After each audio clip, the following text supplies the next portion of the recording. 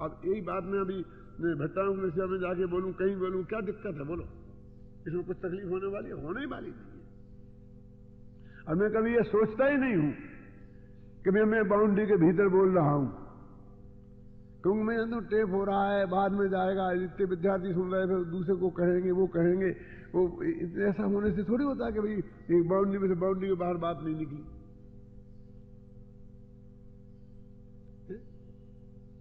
अलग में से निकली तो खलक न जानी, तो ये मान के ही बोलो, तो उसमें बोल प्रतिपादन में भी कोई दिक्कत नहीं है।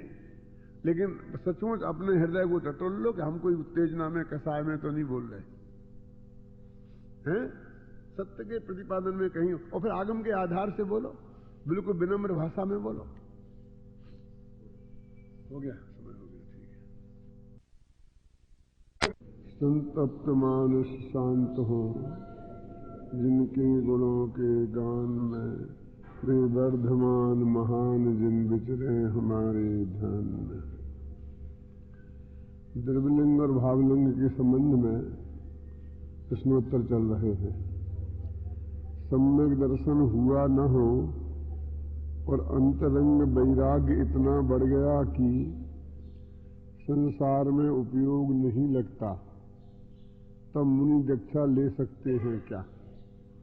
स्वयं ऐसा निर्णय है कि सम्यक दर्शन के बिना मुनि दीक्षा होती नहीं है, और सम्यक दर्शन के बिना मुनि दीक्षा लेना चाहता है। और सम्यक दर्शन हो नहीं और इतना वैराग्य बढ़ गया हो, तो सम्यक दर्शन के बिना असली वैराग्य तो पैदा ही नहीं होता। बढ़ने का सवाल तो कहां की बात है। वैराग्य को तो संयम को एक ही बात तो है ना। सम्यक दर्शन के बिना संयम नहीं होता तो वैराग्य कैसे हो जाए? और जिसे आप वैराग्य कहते हैं, यदि मान लो वो हो ही गया है, तो उस वैराग्य के बल से पूरी ताकत लगाकर सम्यक दर्शन प्राप्त करने का प्रयत्न क्यों नहीं करते? क्योंकि सम्यक दर्शन की प्राप्ति के लिए तत्व का निर्णय जरूरी है। तत्व के निर्णय के लिए देशनालब्धि जरूरी है। देशनालब्धि के लिए गुरु की उपलब्धि जरूरी है।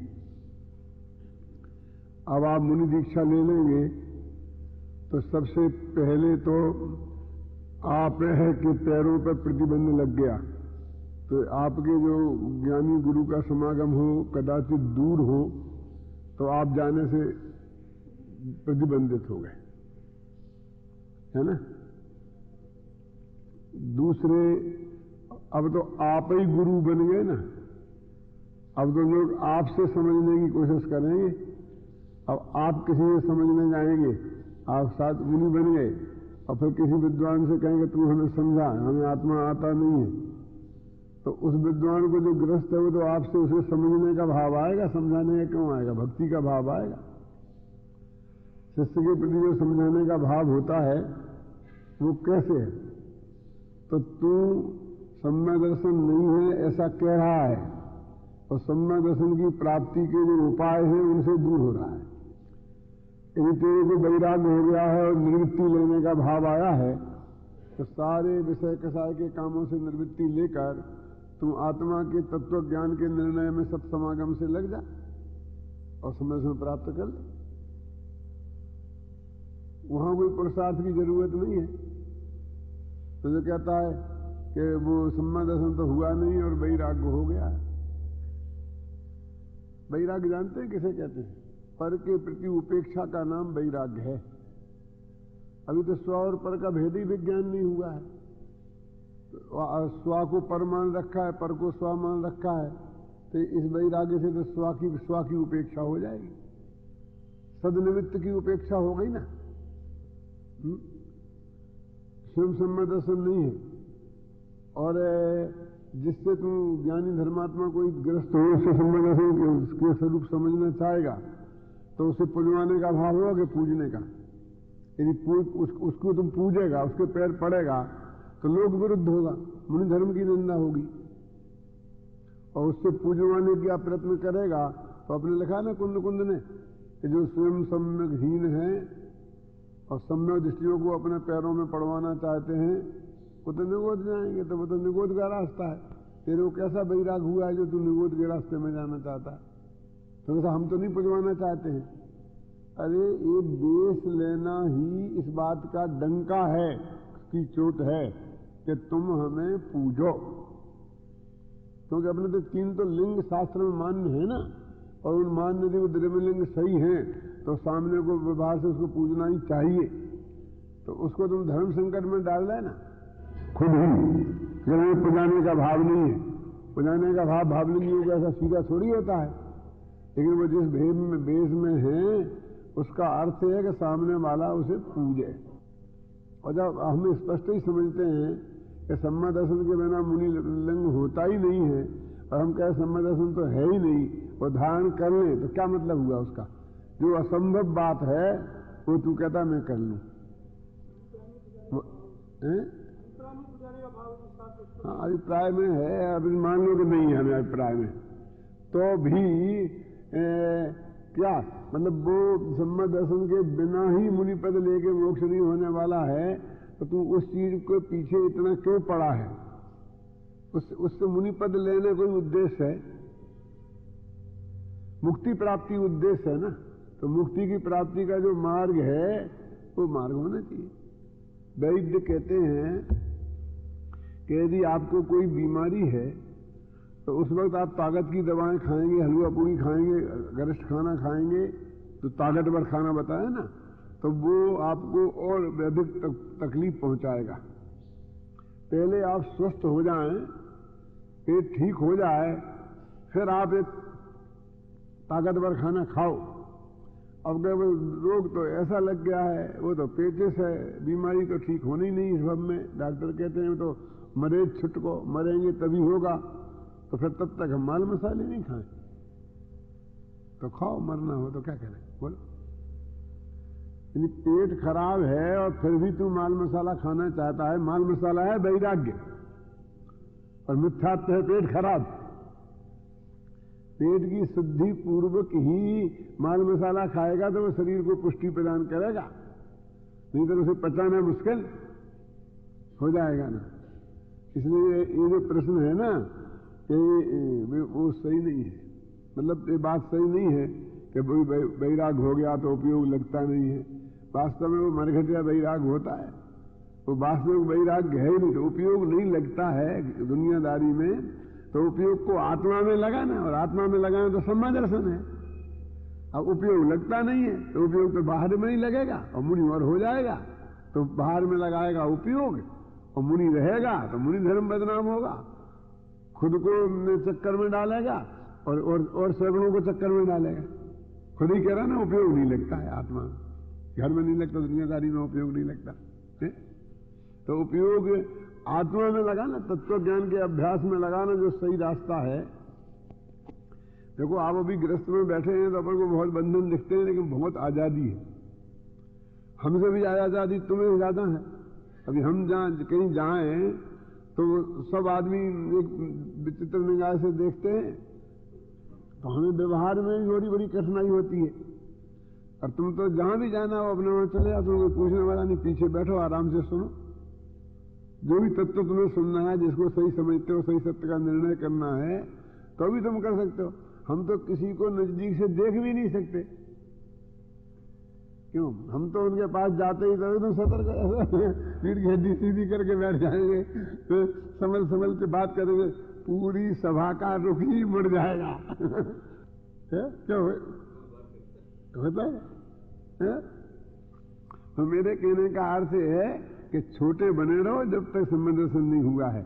सम्यक दर्शन नहीं हुआ है तब तक बड़े बनने में बहुत तकलीफ का काम है। और सबसे बड़ी तकलीफ तो है कि सम्यक दर्शन की प्राप्ति के साधनों से आप वंचित हो जाएंगे, उनसे दूर हो जाएंगे, आपको देशना लब्धि दुर्लभ हो जाएगी। गुरुदेव की भाषा में कहूं तो काने पढ़ना दुर्लभ हो जाएगा मूल तत्व ज्ञान। अगर नयों को नहीं समझते हैं तो नए चक्र पढ़ना पड़ेगा, और नए चक्र तो जैसे पढ़ना पड़ेगा वैसे पढ़ना पड़ेगा। अब आप विद्यार्थी नए चक्र पढ़ रहे हैं तो आप विद्यार्थी हो तो साधु हो, उसे क्या फर्क पड़ता है? उसे तो नए चक्र को तो वैसे ही पढ़ना पड़ेगा ना जैसे आपको पढ़ना पड़ रहा है। और आपके बगल में बैठ के पढ़ेगा और आपसे स्थूल बुद्धि है कम पढ़ा लिखा है, पकड़ पैनी नहीं है, तो आपसे कम समझ आएगा, उसे कम समझ में आएगा। तो वो अध्यापक झिड़केगा, झिड़कना चाहिए ना। तो आप कॉमन आपको भी उसमें हीन भावना आएगी कि कुछ नहीं समझता है। आपको भी उसको बड़ा मानना पड़ेगा, क्योंकि आप उसे ज्यादा समझते हैं। परीक्षा होगी तो फेल भी हो सकता है कि 33% नंबर आए, आप 99% नंबर ला सकते हैं। तो उस वक्त उसका व्यवहार क्या होगा, बोलिए। मेरे को तो बहुत अनुभव है। हम जब पढ़ते थे तो हमारे साथ एक ब्रह्मचारी पन्नालाल करके थे, वो पढ़ते थे। उनकी शादी हो गई थी, फिर बाद में औरत मर गई, फिर वो ब्रह्मचारी हो गए, वो आगे विद्यालय में भर्ती हो गए। हमारे साथ पढ़ते थे, स्थूल बुद्धि थे, सब विद्यार्थियों से कमजोर थे।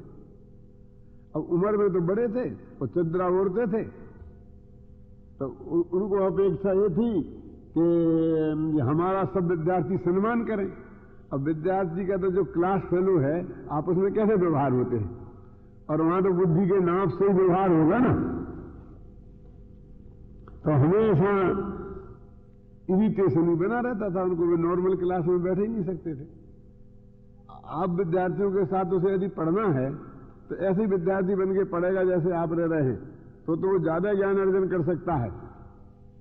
और चद्रा ओढ़ के पढ़ेगा तो बहुत एब नॉर्मल पोजीशन हो जाती है। अपने जितने चद्रा वाले बैठे भर्ती हुए वो भाग गए छोड़ छाड़ के, कोई पूरी पढ़ाई उनने नहीं पढ़ी, और पढ़ी तो कोई इतनी गहराई से उन्हें अध्ययन नहीं कर पाया। मैं किसी के नाम नहीं लेना चाहता हूं, लेकिन सब स्थूलता में ही रहे। लेकिन वो अपनी उस स्थूलता को इस नाम पर छिपाते हैं कि हमें तो वैराग्य ज्यादा है, इसलिए हमको ये बेकार की बातों में मन नहीं लगता। ऐसे कह के वो मूल तत्व ज्ञान का अपमान और करता है तो खुद की कमजोरी, तो वो गहराई से उस बात को पकड़ नहीं पाता, अध्ययन नहीं कर पाता है। और वो ऐसा कह के तो जिस तत्व ज्ञान के प्रति उसके हृदय में इतनी उपेक्षा बरत रही है, वो उसका विशेषज्ञ कैसे बन सकता है। इसलिए वो रास्ता बिल्कुल सही नहीं है। मैं तो ये कहता हूं, मुनि हो गए हो तो पता चल जाएगा सम्यक दर्शन नहीं है, और सम्यक दर्शन के निमित्त आसपास में है नहीं, तो एक दफे यदि दीक्षा छेदना हो तो दीक्षा छेद के सामान्य ग्रस्त बन के सम्यक दर्शन के जो देशना लब्धि है उसे प्राप्त करके तत्व ज्ञान प्राप्त कर सम्यक दर्शन प्राप्त करके और फिर मुनि दीक्षा ले लेनी चाहिए। यदि ऐसे सहज संयोग हैं कि मुनि पर रहते हुए तुम्हें तत्व ज्ञान की उपलब्धि हो सकती है तो बहुत ही बढ़िया है। तो मैं नहीं कहता वो भ्रष्ट हो जाए, लेकिन नहीं होता हो तो जैसे भी संभव हो सम्यक दर्शन प्राप्त करने का प्रयत्न करना चाहिए। अगर बालक तीर्थंकर क्या मुनियों को नमस्कार करते हैं, कोई देवलिंग भावलिंग से संबंध नहीं है, नहीं करते हैं। वैसे मुनिराज ही मुनि दीक्षा देते, तब तीर्थंकर बिना मुनि के कैसे दीक्षित हो जाते थे। बेकार के प्रश्न हो सकते हैं, लेकिन मैं इसमें अपना प्रकरण तो ये चल रहा है ना, द्रव्यलिंग और भावलिंग, उनसे इन प्रश्नों का कोई संबंध नहीं है, क्योंकि अपना एक जो विषय है उससे बाहर की बात है ना। उसके उत्तर तो है मेरे पास, दे सकता हूं। तो दूसरा है, क्या हम भी सच्चे मुनि के अभाव में बिना मुनि के दीक्षा ले सकते हैं? तुझे सम्यक दर्शन हो गया हो और सर्व साधन गुणस्थान की भूमिका होने के लायक भाव तेरे को आ गए हो, तो इतना गारंटी से समझ ले कि तेरे को सदगुरु का निमित्त नहीं मिलेगा तो तेरा मुनि पद रुकने वाला नहीं है। तीर्थंकर भगवान की प्रतिमा के सामने भी दीक्षा ले ली जाती है, कोई दिक्कत नहीं है। उसे सबसे बड़ा दोष उसका ये है कि यदि ये माने कि उसके बिना नहीं ले सकते हैं तो समझ लो एक दफे कोई विशिष्ट एरिया में मुनि नहीं रहे, भरत क्षेत्र में कोई मुनि नहीं रहा, अभी जैसे मालूम होगा ना 6वें काल में नहीं रहेगा अंत में, तो बाद में फिर शुरू होंगे तो कैसे होंगे? यदि स्वयं नहीं ले सकता है तो स्टार्टिंग कैसे होगी? पर्टिकुलर एरिया विशेष में मुनि नहीं रहे और हम दूसरी जगह हम जा नहीं सकते। शांति सागर जी के पहले कोई मुनि नहीं था, ये तो नक्की बात है ना, तो उनने कैसे दीक्षा ली थी पहले बता। इसलिए वो तो उसमें कोई ऐसी बात, मेरे कहने का मतलब वो कोई समस्या नहीं है। वो ऐसा प्रश्न है जे कि इंग्लैंड में जो हमें हिंदुस्तान उनके कब्जे में था ना, तो वाइसराय की नियुक्ति वहां होती थी। तो सबसे बड़ा अधिकारी हिंदुस्तान का बनता था वो, वहां उसकी नियुक्ति होती थी, वहां की पार्लियामेंट करती थी। मैंने वहां का प्राइम मिनिस्टर को बनता था कि तुम हिंदुस्तान के सब राज्यपाल बना के भेजते ना, तो किसी आदमी को यहां का वाइसराय बना करके भेजने लगे। तो उन्हें समझाती है प्रधानमंत्री वगैरह उनका डिपार्टमेंट के, देखो ये नीति अपनानी है, अपन को ये करना है, आंदोलनकारियों के साथ कैसा व्यवहार करना है, गांधी जी वहां पर ये आंदोलन करते हैं उनके साथ कैसा व्यवहार करना है, वो सब समझाते हैं ना। तो वो सब समझाते थे। तो उन्होंने कहा आपको कोई क्वेश्चन करना हो तो पूछो। तो और सब बातें पूछी। तो वो कहे कि साहब आपने और तो सब बताया है, लेकिन ये नहीं बताया कि मुझे वहां चपरासी मिलेगा कि नहीं मिलेगा। कि मूर्ख, तेरे को वाइसराय बना के भेजा जा रहा है, तेरे को ये विकल्प आया कि चपरासी मिलेगा कि नहीं मिलेगा। वहां के जो 600 राजा है ना, वो चपरासी बन के तेरे दरवाजे पे खड़े रहेंगे। तू क्या बन के जा रहा है तुझे पता नहीं है, जो तेरे को ऐसा विकल्प आता है कि चपरासी मिलेगा कि नहीं मिलेगा। तेरे को तू जाने लायक ही नहीं है, तू यही भेज। तो ऐसी बात यह है कि भाई मेरे को ऐसा हो जाए, कोई मुनिराज मिले नहीं और फिर मेरी सम्मान दृष्टि हो जाऊंगा, छत्रपुर के साथ मिला तैयारी हो जाए और फिर कोई मुनि की मैंने दीक्षा नहीं ले पाऊं तो फिर मैं रह ही जाऊंगा। तू रहेगा तो तेरी कमजोरी के कारण रहेगा, किसी परद्रव्य के अभाव के कारण तेरा आत्मकल्याण रुकने वाला नहीं है। वो तो जाने दे। गुरुदेव तो ऐसा कहते हैं, काल द्रव्य नहीं होगा तो मेरा परिणमन नहीं होगा, ऐसा तू नहीं समझना। में परिणमन होना है और काल द्रव्य से निमित्त होना है तो काल द्रव्य होगा ही, ऐसी संभावना है ही नहीं कि नहीं होगा का सवाल नहीं है। उसे तो उसकी चिंता करने की जरूरत नहीं है, उसे खोजने की व्यग्रता करने की तेरे को रंच मात्र भी आवश्यकता नहीं। वो बहुत साधारण बात है। लोक में ऐसा होता है कि सब वो शादी के, हमारी लड़की के लिए योग्य लड़का नहीं मिला तो शादी कैसे होगी, चिंता की बात समझ में आती है। लड़का को योग्य लड़की नहीं मिला तो शादी कैसे होगी ये समझ में आती है। लेकिन अगर लड़का लड़की योग्य मिल गए, सब बात न क्योंकि पंडित नहीं मिला तो शादी कैसे होगी। इसका विकल्प किसी को आज तक आया है? शादी तो पंडित ही कराता है, कोई ना कोई फेरा तो पारता ही है। इसकी किसी ने चिंता की हो कि हाय राम नहीं मिलेगा तो क्या होगा, कुछ नहीं होगा, तो तुम ही फेरे फाल है ना, हो जाएगी बस। उसमें क्या है, काम मतलब उसके बिना काम रुकने वाला वो एक होना चाहिए और एक होते हैं, इन दोनों में बहुत फर्क है। वो करुणानि योग का वर्णन है जिसमें क्या होता है ये बताया गया है, और ये चरणानि योग का प्रश्न है कि क्या होना चाहिए। चाहिए की भाषा चरणानि योग की है और करुणानि योग की भाषा होते हैं की होती है। तो वो जो मुनि गिरते चढ़ते उतरते चढ़ते हैं ना, उनकी बात है। एक मुनि आ गई है और वो पहले में आ गए, अरे फटाफट कपड़ा तो नहीं पहन लेंगे और पहले से 11वें में चले गए। मेरा मतलब है ना, ऐसा होता है। तो और जैसे आपने बोले ना पहले, उसे पता ही नहीं कि मैं सम्बन्धिष्टि नहीं, वो तो समझता मैं सम्बन्धिष्टि हूँ। कोई द्रव्यलिंगी मुनि ऐसा नहीं समझता कि मैं मिथ्यादृष्टि हूँ। तो पता थोड़ी है कि वो शास्त्र के अनुसार बिल्कुल सब ठीक ठाक है, ऐसा वो उनकी बात है। और यहाँ ये है हमें पक्का पता है कि हमें सम्मान दर्शन नहीं है। और फिर वो दीक्षा लेने की बात है, महाराज दीक्षा दे रहे हो, मैं कपड़ा खोल के गरम। तो ये चाहिए वाला निर्णय है यहाँ, और वहाँ क्या होता है उसकी बात है। ऐसा तेरा भी पहला गुणस्थान से 11वें में चले जाना, 11वें से पहले में चले जाना, कोई रोकने वाला नहीं है। वो दीक्षा ले कहाँ रहा है, वो ले कहाँ रहा, तो लिवा ले आया है। देखो बहुत बहुत मार्मिक बात है। थोड़ा सा अच्छा नहीं लगेगा, लेकिन मैं समझाने के लिए मेरे पास दूसरा कोई उपाय नहीं है, इसलिए कहता हूं कि कोई लड़की आई, अपने पिता से कहा उसने कि मैंने अब कोई पति कर लिया है, अपनी बुंदेलखंडी भाषा में मैंने खत्म कर लिया है, समझ लीजिए ना। कर लिया मतलब शादी नहीं की, वैसे कैसे समझेंगे ना। कर लिया का मतलब आप समझेंगे कि नहीं मैं क्या कहना चाहता हूं। तो बाप ने कहा बुरा किया। तो दूसरे दिन आई कि पापा मैंने छोड़ दिया है। आप समझ गए ना कि अब तूने और भी ज्यादा बुरा किया। तो फिर कर लिया तीसरे लड़ाई का, मैंने एक और कर लिया है कि इससे ज्यादा बुरा कुछ होगा नहीं कि उसे भी छोड़ दिया है। बोले क्या करें, क्या करें बाप। वो जब कहता है करना बुरा है तो छोड़ना बुरा कैसे हो सकता है? वो कह सकती ना लड़की, आपने कहा जो किया है बुरा किया तो मैंने बुरा काम छोड़ दिया, क्यों? आप समझ रहे हैं ना? तो वो करने के बाद छोड़ना उससे भी बुरा है। करना तो बुरा है लेकिन छोड़ना अच्छा नहीं, उसे नहीं करना अच्छा है। नहीं करना अच्छा था, ख्याल में है ना? तो ऐसे ही पहले गुणस्थान में गिर गए हो तो वहां से जाए तो वहां थोड़ी गए तो कपड़े पहन ले।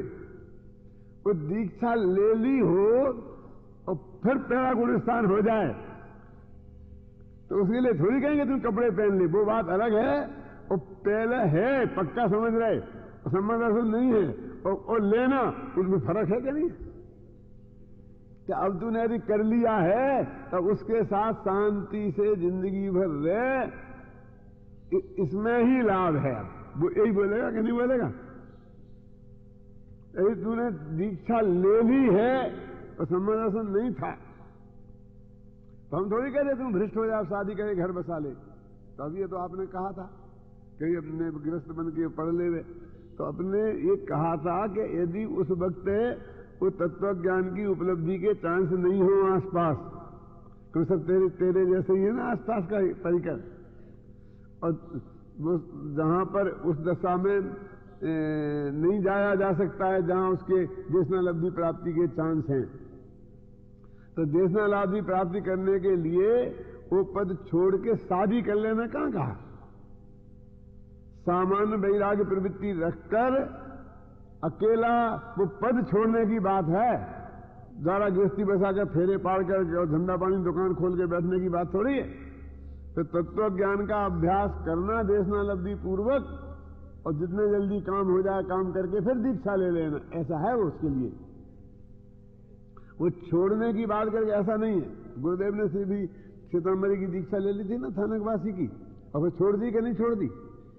समाज यही तो झगड़ा, ऐसा चदरा क्यों ओढ़ते हैं, धोती कुर्ता क्यों नहीं पहने? फिर अबरसम दृष्टि है अपने को कहते हैं, प्रतिमाधारी नहीं है। तो वो कहते हैं मैं सारी जिंदगी जबानी में तो ऐसे रहा, और अब मैं धोती कुर्ता पहनूं, अब मैं सूट पैंट पहनूं। इसलिए उनने वो वैसा ही पहने रहे कपड़े। अब उसके बहाने उनके कोई शिष्य हो और उसी भूमिका में भी पहुंच जाए जो गुरुदेव की में है, तो क्या गुरुदेव ये कहेंगे कि तू भी ऐसा तेमत लगा ले और चदरा ओढ़ ले? ऐसे ना, हमें जरूरत नहीं है कि हम जाके वैसा करें। हम मानो अंतरंग दृष्टि से जो उनका परिणाम था सम्मादर्शन की भूमिका का, वहां हम भी पहुंच गए, तो हम उन जैसा देश बनाएंगे। तो कब उनको हम अपने जैसे कपड़े पहनाएंगे कि हमारा गृहस्थी का समुदाय जैसा है पत्नी पुत्र वाला, तो उन्हें पत्नी पुत्र वाला बनाएंगे? उन्हें बन जाना चाहिए क्या? तो समझ लो हमने एक चदरा ओढ़ लिया, एक इतना कर लिया, अब इससे ज्यादा, क्योंकि हम बोले कि पद नहीं कहला है, पद छोड़ दिया, तो बिल्कुल शुद्ध सात्विक जीवन उसको रहना चाहिए ना। एक छुल्लक जी थे, बाद में तो वे गृहस्थ पंडित बन गए थे, दीप चंद नाम है उनका, तो इधर अपने नौकरी करने भी आए थे, अपने नियुक्ति भी की थी, 8-10 दिन नौकरी करी भी थी, पहले छुल्लक थे। अब किन के शिष्य थे बताने की मैं जरूरत नहीं समझता हूं, ख्याल है ना? तो वो जब वो भ्रष्ट हुए तो उनने कपड़ा पहनते ही फटाफट बाजार में जाके सबसे पहले चाट खाई रात में। लोग बता दें मेरे को, केकड़ी में हुआ था। तो मतलब छोड़ने का अर्थ ऐसा थोड़ी है, छोड़ने का अर्थ ऐसा है कि बिल्कुल शुद्ध सात्विक जीवन रखे, वो सिर्फ पद छोड़े, आप समझिए ना, और अपना जीवन पूरा तत्व ज्ञान के अभ्यास में लगाए, ऐसा छोड़ने की बात है। छोड़ने पड़े तो, और नहीं उसमें चल जाए तो जल्दी से जल्दी कर ले, ज्यादा टाइम नहीं हुआ तो उसमें काम निपटा ले गए, वो बात है। लेकिन पहले से ही जानता है तो वो दीक्षा नहीं लेने की बात है, ऐसी बात समझ। पूरा विवेक से देखो, हर जगह बुद्धि को गिरवी रखकर काम नहीं चलेगा, स्वयं के विवेक को जागृत रख करके ही सब निर्णय करना पड़ेगा। शास्त्र भी आपको कितना कदम कदम पर कहाँ कहाँ क्या क्या लिखी बात आएगी, लिखी भी होगी तो आपको वो उपलब्ध हो जाए, कोई जरूरी थोड़ी है कहाँ क्या लिखी है। वर्तमान समय के विषम काल में किसी को भी यदि गुरु माने तो उस पर विपरीतता का प्रश्न लगे बिना नहीं है रहता। तो ऐसी स्थिति में गुरु किसे माना जाए, क्या मतलब है? किसी को भी माने तो विपरीतता का प्रश्न लगे बिना नहीं रहता, क्या कहना चाहते समझ नहीं है। किसी को भी क्यों, सच्चा गुरु हो उसे गुरु माने तो विपरीतता का प्रश्न कैसे लगेगा?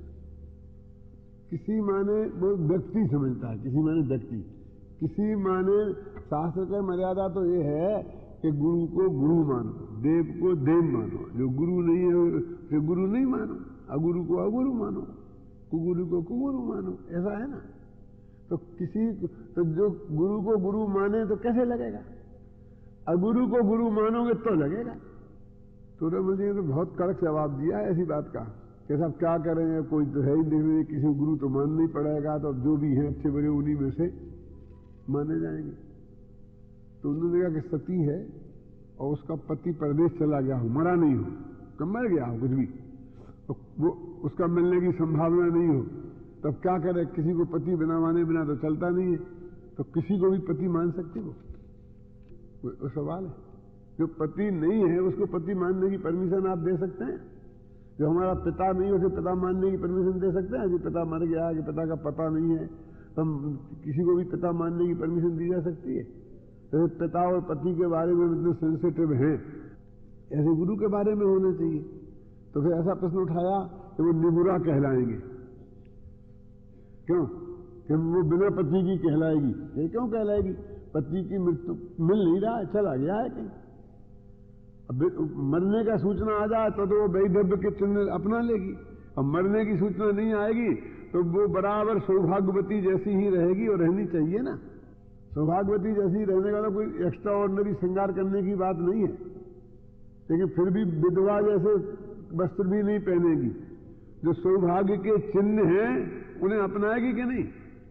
सौभाग्य के चिन्ह अपनाने का मतलब कोई विषय कसाय की तीव्रता से मतलब श्रृंगार का मतलब नहीं होता है। 80 वर्ष की क्या 100 वर्ष की बुढ़ी अम्मा भी होती है और 101 वर्ष का उसका पति जिंदा हो तो वो जो कहते टीकी मीकी क्या लगाते, जो भी सौभाग्य के चिन्ह हैं जो श्रृंगार कहते हैं, जैसे रंगीन साड़ी पहना, वो करेगी कि नहीं करेगी?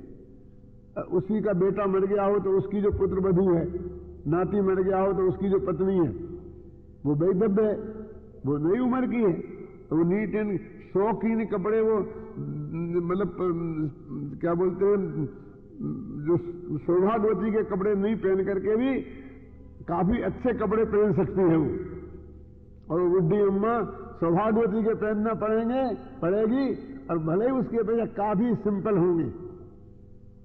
तो सहज सिंपलता होना अलग बात है और श्रृंगार का चिन्ह होना अलग बात है?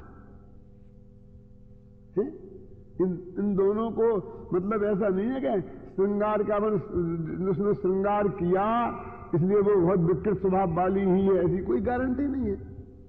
वो तो उसकी पति की उपस्थिति की वजह से जितना आवश्यक वो श्रृंगार है वो करना चाहिए, करेगी, और बाकी बहुत उसकी वैराग्य प्रवृत्ति की हो सकती है ना? तो ऐसी बात है। अब ज्यादा महत्वपूर्ण कुछ प्रश्न आ नहीं रहे हैं, इसलिए खत्म करें आज इस खेल को।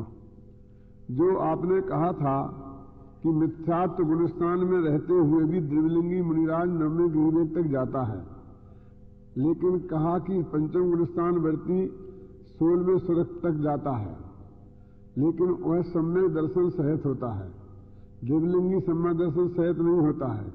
यह मेरी समझ में नहीं आया। देखो वो जो पांचम बोला ना अणुवृत्ति, वो पंचम सच्चा हो तो पंचम गुणस्थान वाला होगा ना, वो 16वें सुरख से ऊपर नहीं जाता, ये बात तो नक्की हो गई ना।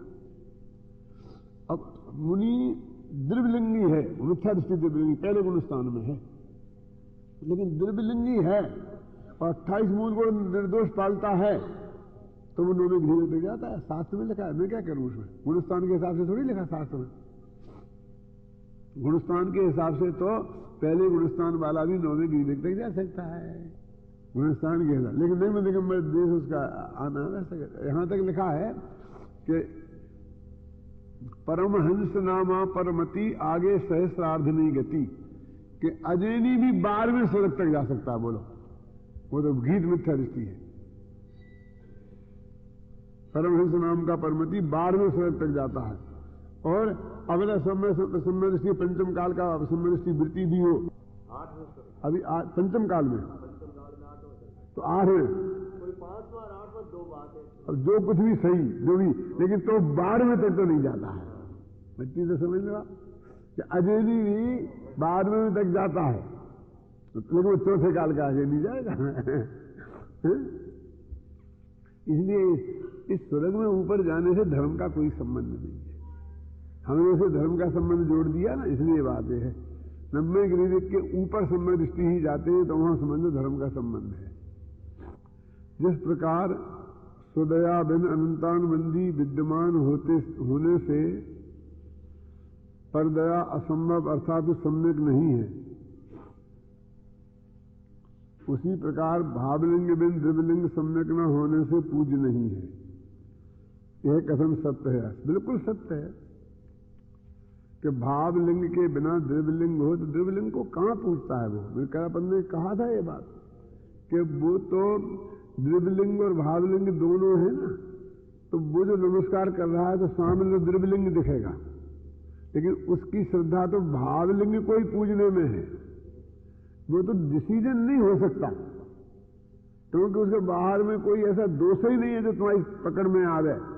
वो डम्बे गिरने जाने वाले का केवल ज्ञान गम्य है। तो और यदि आपके कहेंगे तो इसका फिर आप पूज्यत्व का व्यवहार ही नहीं चलेगा। यदि आपके मन में शंका हो गई और आपके दिमाग में निक्की हो गया कि ये तो अंदर में भावलिंग इसका नहीं है, तो उसको आप ये नहीं कहते कि आप पूजिए उसे, और पूजिए निर्दोष है। वो तो ऐसा मतलब आपको शंका नहीं है, तो जबरदस्ती फिर कहीं हुआ तो जबरदस्ती हमें पाप लग जाएगा, ऐसा नहीं है। सीधी सच्ची बात है कि आंखों देखी मक्खी नहीं निगली जा सकती। आप समझ रहे हैं ना? अब वैसे मक्खी चली जाएगी, पेटों में चली जाएगी। अब जो वोमिटिंग होनी होगी तो हो जाएगी, और नहीं हो पच में होगी तो पच भी जाएगी, जो होगी हो जाएगा। लेकिन आंख में देखी नहीं खाई जा सकती है, तेरी समझ में आ गई फिर नहीं हो सकती है। तो उन्होंने जो बात बताई है कि तू बहुत ही पीछे पड़ा है, उसकी बात की चिंता मत कर। यदि तेरे को बाहर से सब निर्दोष है, वो उसी का नाम द्रव्यलिंग है जो बाहर से निर्दोष हो। लेकिन वो पूज वो तो जड़ की क्रिया, वो स्वभाव है, वो तो देह की क्रिया है। तो देह की क्रिया और जड़ की क्रिया वो स्वभाव कैसे पूज हो सकता है? जैसे अपन ने कहा था ना, चप्पल को अलग नहीं किया, कुर्ता धोती को अलग नहीं किया जा सकता, गुरु जी को नमस्कार करना है तो भी आपका आप चिंता मत कर, धोती कुर्ता के सामने भी आप झुक रहे हो तो भी आपका नमस्कार धोती कुर्ता को नहीं पहुंचेगा। ऐसा कर, समझे ना? तो जाने दो धोती कुर्ता की बात, तो कि यदि वो स्टेच्यू है गुरु जी का तो उन्होंने धोती कुर्ता भी वैसे ही है, और उसके अंदर की देह भी वैसी ही है, और आत्मा है ही नहीं, और आप देख रहे हैं कि नहीं, और फिर भी आप उसे नमस्कार करते हैं ना, तो भी आपका नमस्कार तो भगवान महावीर को ही पहुंचता है। उनकी यहाँ की देह की शिवकुमार की मूर्ति को थोड़ी पहुंचता है। और आप समझेंगे आपका यही रह जाए तो आप नमस्कार करें, बोलो? वो स्थापना से वहां पहुंचता है ना। तो ऐसे भावलिंग कोई है, माने ये सैद्धांतिक भाषा में नहीं कहा जा सकता कि द्रव्यलिंग पूज्य है, मतलब अकेला द्रव्यलिंग। तो मैंने कल ही कहा था परसों कि भाव जहां भी निंदा की गई है, पूज्यत्व का निषेध किया गया है, वो भाव लिंग बिना द्रव्यलिंग की बात है, और वो सैद्धांतिक है, क्योंकि प्रैक्टिकल तो पता लगा ही नहीं सकता। क्योंकि द्रव्यलिंग तो कहते ही उसे जो बिल्कुल निर्दोष हो, वो सैद्धांतिक पूज्य नहीं है। लेकिन प्रैक्टिकल क्या करोगे? जब पहले गुणस्थान वाला द्रव्यलिंग सच्चा है तो आप निर्णय कैसे करें पहले गुणस्थान में है? ये तो सैद्धांतिक है ना। कोई हो तो बस ऐसी कल्पना करो तो कह दो पूज्य नहीं है। जैसा प्रश्न वैसा उत्तर, सैद्धांतिक। अब प्रैक्टिकल क्या करेंगे? नवग्रीविक जाने वाला जो मुनिराज है वो पहले गुरुस्थान वाला द्रव्यलिंगी है, लेकिन केवली के अलावा कोई पता ही नहीं लगा सकता है। ये बाहुबली खड़े थे, ऐसे खड़ा हो तो आपने ध्यान में लगाओ, ना बोल रहा हो, ना कुछ ना हो, ना हार को, ना आज कोई निर्देश ही नहीं। वो बोले क्या करोगे, कैसे पता लगाओगे? उसकी कोई प्रवृत्ति होगी तो पता लगाएंगे। कुछ बोलेगा, कुछ चलेगा, कुछ क्रिया करेगा, तो आप दोष देखेंगे ना। ऐसे में दोष कैसे देखेंगे? तो सैद्धांतिक दृष्टि से कोई ये नहीं कह सकता कि वो पहले गुणस्थान में पूज्य है, समझिए ना। लेकिन क्रियान्वय में क्या होगा?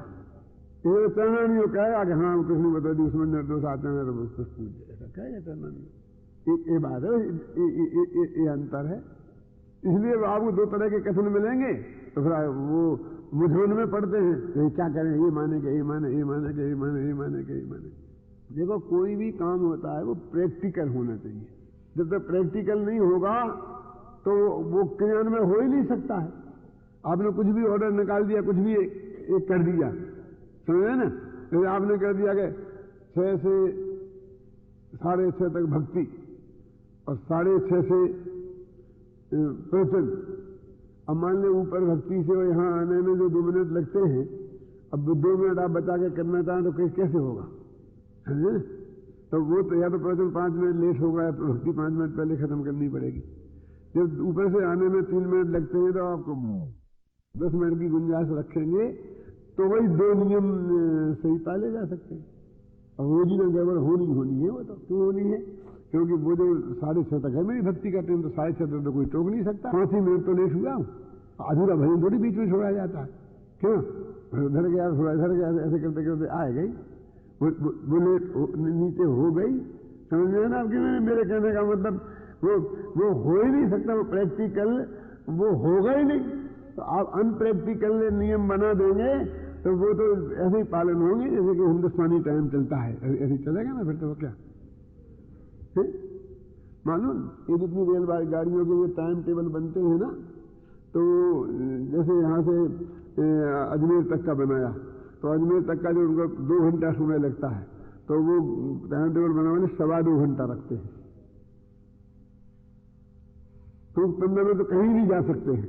तो वो आपने देखा होगा कभी कभी गाड़ी कहते कवर कर लिया, तो अपने समझते ड्राइवर ने तेज दौड़ाई होगी इसलिए कवर कर लिया। ये बात नहीं है।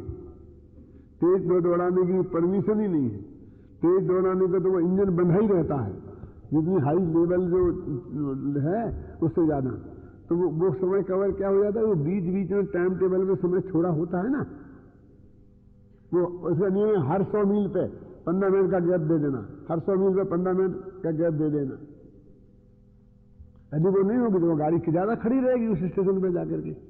तो वो गैप जो छोड़ा हुआ होता है वो अपनी रफ्तार से चलती है, और यहां से जाकर के कहते हैं ना कि 1000 मील तक गई तो 2 घंटे का कवर कर लिया, तो 2 घंटे का गैप छोड़ा था इसलिए वो कवर हो जाता है।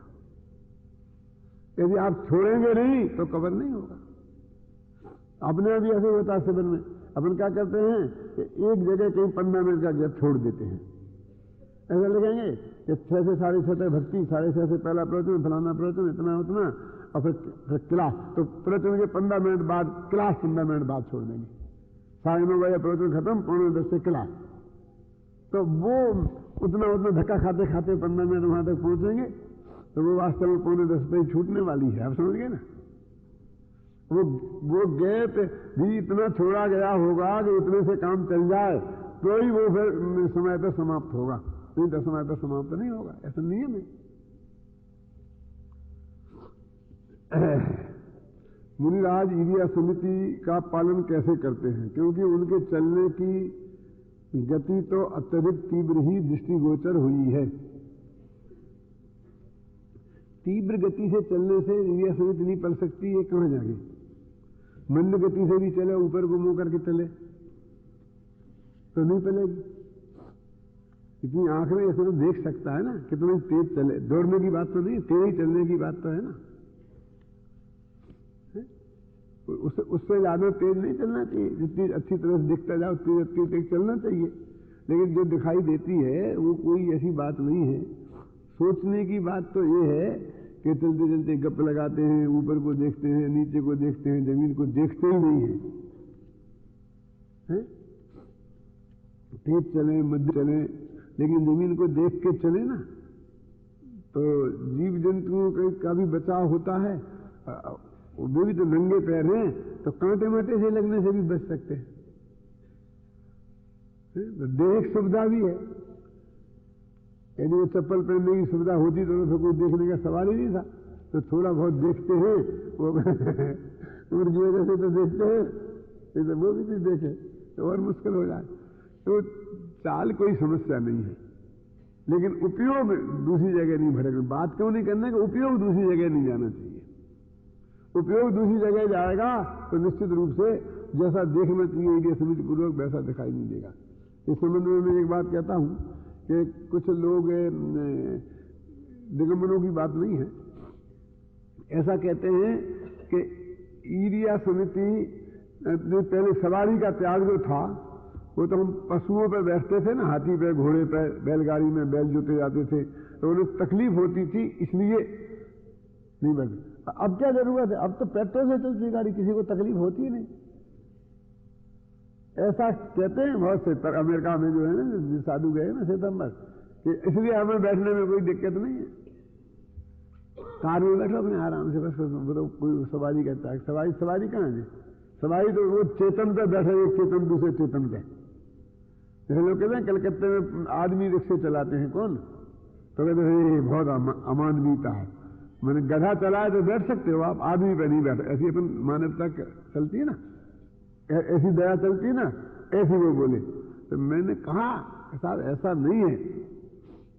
इसलिए नहीं चलते हैं कि जिस जीव पे सवारी आपने बैठी उसे तकलीफ होती है।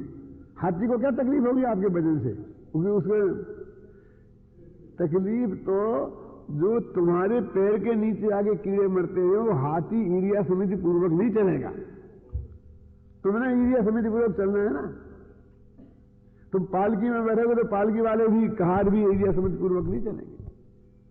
वो ईरिया समिति का कंसेप्ट ही खत्म दिमाग में से है उन्हें। और फिर वे क्या कहते हैं, हम अपने लिए ले जाएं तो हमें उसका पाप लगे, और गाड़ी पे जा ही नहीं ट्रेन, हम तो उसमें बैठ गए, उसे मजे कर रहे हैं जीव, तो हमारे माथे थोड़ी है। इस तरह ही चलता है। हम अपनी खुद की कार चलाएं तो गड़बड़ है, सरकारी बस में बैठ गए तो हमें क्या का पाप। ये दोनों तर्क मैंने सुने हैं साधुओं के मुख से, समझे ना। तो मैंने उन्हें कहा भी है कि ऐसी बात सही नहीं है। वो बस तो आपके लिए ही चलती है, और आपका अनुमोदना का, कृतकार्य अनुमोदना का उसमें लाभ है कि नहीं है। वो ड्राइवर थोड़ी ईरिया समिति पूर्वक चलता है, और उतनी तेज रफ्तार से चले 100 मील 1 घंटे में, तो फिर वो कितनी दूर की चीज देखे। मुश्किल से कुत्ते बिल्ली ही देखे जा सकते हैं, कीड़े मकोड़े देखने का तो कोई सवाल ही नहीं है। कुत्ते बिल्ली भी इसलिए नहीं कि वे मर जाए, नहीं ना मर जाए, इसलिए नहीं कि उनके से टकरा करके हमारी गाड़ी का एक्सीडेंट हो सकता है, इसलिए बताते हैं, इसलिए देखते हैं लोग। उनके मरने की कौन परवाह करता है? सांप जा रहा है तो सांप को कौन बचाने को कहता है? उसे निकल जाएगी, क्योंकि उससे एक्सीडेंट होने का डर नहीं है। गाय को बचा रहे तो इसलिए नहीं बचा रहे कि वो मर न जाए, इसलिए बचा रहे कि गाय से टकराएगी तो हमारा एक्सीडेंट हो जाएगा। कोई करुणा नाम की वो चीज ही नहीं, इसलिए क्या सवाल है। हम, समय तो हो गया, फिर भी हम पत्थर की प्रतिमा को नमस्कार करते हैं तो वह एक इंद्रिय है। हम पंचेंद्रिय वाले अपने को कम ज्ञान वाले एक इंद्रिय को नमस्कार क्यों करें? एक इंद्रिय है पत्थर की प्रतिमा।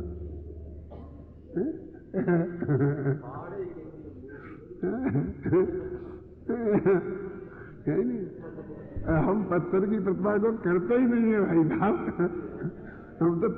हम तो मूर्ति के माध्यम से मूर्तिमान को नमस्कार करते हैं स्थापना निक्षेप में। और चेतन में तो चेतन की स्थापना होती नहीं है, तो एक इंद्रिय में भी पंचेंद्रिय की स्थापना नहीं हो सकती। कल ही कहा था ना कि चेतन में अचेतन की स्थापना नहीं होती है। मुनियों की आहार आदि क्रिया के संबंध में भी कुछ जानकारी देने की कृपा करें। तो ये तो अपने जो पंच कल्याणक प्रतिष्ठा महोत्सव नामक किताब है ना, तो उसमें जो आहार दान, दीक्षा कल्याणक के दिन के दिन आहार दान के बारे में बहुत विस्तार से लिखा है, वहां पढ़ लेना। अभी यहाँ बोलेंगे तो 1 घंटा पूरा लगेगा, और नहीं तो किसी पंच कल्याणक में आ जाना तो आहार दान पर जो मेरा व्याख्यान होता है वो सुन लेना। और वहां नहीं जा सको तो यहाँ कैसेट होगा आहार दान वाला पंच कल्याणक का, वो कैसेट ले लेना और वो सुन लेना, क्योंकि अभी 1 मिनट में तो क्या बताया जा सकता है। डामर रोड पे चलते चले मुनिदास, डामर किसी शास्त्र में मैंने देखा नहीं अभी तक, वो क्यों केला ही लिखा है तो ये जहाँ से बहुत से लोग विचरण कर गए हो। हाँ। उसके बाद मुनिराज सूर्य मिलने के बाद में गमन कर। हाँ, तो वो तो मतलब जंगल ऐसी है ना, हर जगह तो डामर रोड होंगे नहीं। वैसे मैं अपनी विवेक से कहता हूँ कि डामर रोड तो सबसे ज्यादा शुद्ध है, वहाँ कीटाणुओं की संभावना बहुत कम है और बहुत साफ दिखाई देते हैं, मैंने कोई ऐसी दोष नहीं है। अब वो शास्त्र में ऐसा खोल बोल दिखा ना, तो बहुत जो जीव निकल गए हो उसका मतलब वो जमीन पराशुक हो जाती है, और जो जमीन जहाँ लोग नहीं निकलते ना तो वहाँ फिर कीड़े मकोड़े रास्ते में बहुत रहते हैं, इसलिए वो बात है।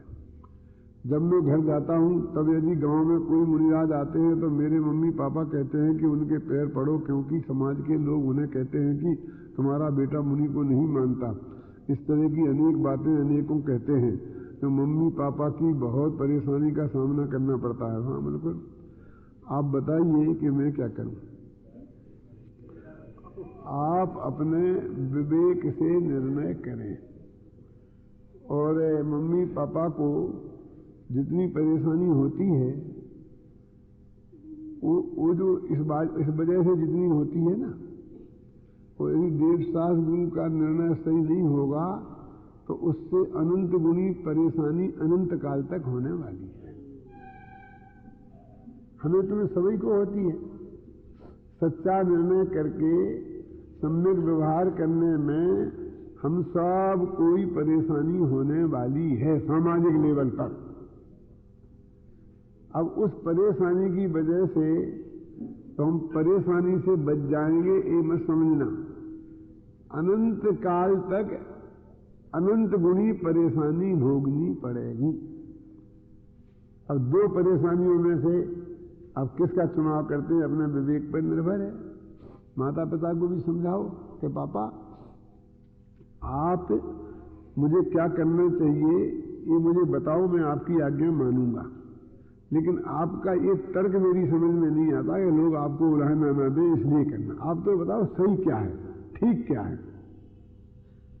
मेरे पिताजी भी मेरे से कहते थे, बहुत सही घटना है, मेरे से ये कहते थे वो मेरे पिताजी के, मेरे जो गुरुजी थे मक्खनलाल जी, वो दूसरे ग्रुप में थे, मैं इस ग्रुप में था। तो वो ये कहते थे कि तुम्हारे गुरु इतने बड़े विद्वान, सारी समाज में प्रसिद्ध, वो कुछ नहीं समझते, तुम सब कुछ समझते हो। ये तो मेरे से बार बार कहते थे। वो जो कहते हैं उनने तुम्हें पढ़ाया है, तुमसे बड़े विद्वान हैं, ये हैं, और वो गलत कहते हैं, तुम सही कहते हो, ये कैसे मानते। तो मैंने कहा कि कौन बड़ा कौन छोटा, आप तो ये बात देखो, उनने क्या कही और मैंने क्या कही, और उस बात को आप अपने विवेक से निर्णय करो, शास्त्र से निर्णय करो। उनके वजन से निर्णय करते हो। मैं ये तो नहीं कह सकता हूं कि उनका वजन मेरे से कम है, मेरे गुरु में तो मेरे ज्यादा ही वजन है, लेकिन मैंने जो बात कही, मान लो कि पुण्य से कैसे शुभ भाव से पुण्य बंद होगा, मोक्ष नहीं होगा, और उनने कहा कि नहीं वो पुण्य शुभ भाव मुक्ति का कारण है। तो इन दोनों में से आप अपने विवेक से और शास्त्र से निर्णय करो। और मैं क्या कह सकता हूं, मैं अपने पिताजी को और क्या कहूं। आप मेरे को ये मत कहो कि मैं बहुत बड़े हैं, सारी दुनिया ने बड़ा मानती है इसलिए। तो मैं कहूंगा कि उनसे बड़े कांजी स्वामी है, मैं कहूंगा कि उनसे बड़े कुंद कुंद है। तो वो बड़ेपन और छोटेपन का निर्णय क्या करेंगे। कि आप आपकी परेशानी के कारण मेरे से मत कहो, आप मेरे को ये बताओ कि सही क्या है। ये तो लौकिक बात है। मैं पूछता हूं कि अपन जैनी है इसलिए अपन कम परेशानी का कारण है, अपन को नौकरी नहीं मिलती, अपन को वोट नहीं मिलते, अपन चुनाव में खड़े नहीं हो सकते, अपन जीत नहीं सकते, क्योंकि हिंदू हिंदू को देता, मुसलमान मुसलमान को देता, जैनियों को वोट ही नहीं देता। बहुत परेशानी है। तो अपन हिंदू बन जाए, मुसलमान बन जाए, क्या नुकसान है।